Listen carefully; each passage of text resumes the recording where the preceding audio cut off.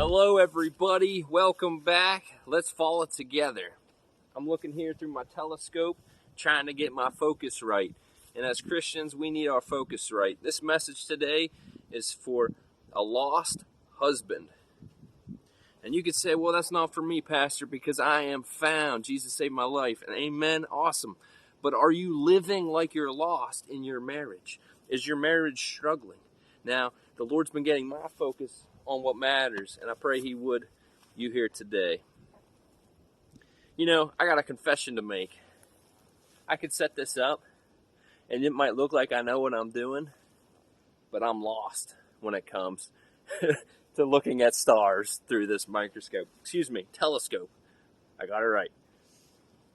You know, I need some direction, and it could be looking on some YouTube stuff or getting out a manual, right, and tracking the stars and learning my equipment. And it made me think, how many of us have stopped pursuing our wives since we've been married, right? We put a ring on her finger, and we think, the deal is sealed. Well, yeah, it is.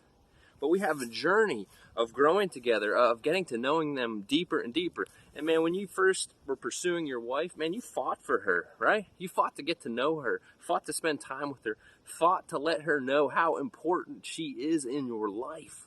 Man, we have dropped the ball. Yeah, you sealed it, but man, you got to renew that relationship every day. I love in this book because it will help you get your focus right.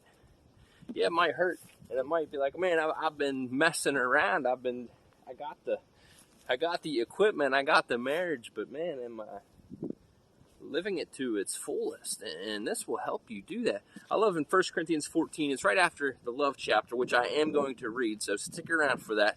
But he says, pursue love. And it's not just a passive like, oh, yeah, I'll come after love. Man, that word in the Greek means to fight after it, to go after it, to pursue it, to run it down. And man, as a man, speaking to a man, women, you're welcome along too, but this is for a man, a lost man. Your marriage doesn't have to end in divorce. God can revitalize it and restore it, and man, you can go after love. Pursue love. Overtake it, right?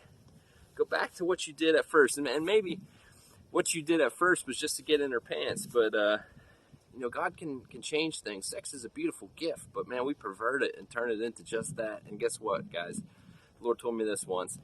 She isn't just a bag of meat to be used and consumed, right? She is a being created in God's image as well, right?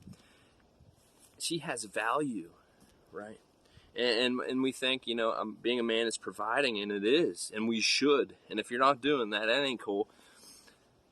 But not just monetary and the house and the heat. It's all things we should do as a man, right? But what about her heart, her spirit, her soul? That's why the New Testament warns so much about fornication and things like that, of sexual perversion, because, man, it distorts it.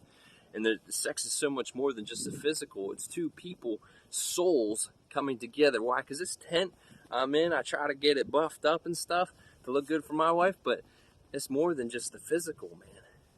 There's something spiritual in that. And I know as a man, we are physically driven. That's why I came down here to this beautiful scenery behind me, right? But it's more than just physical.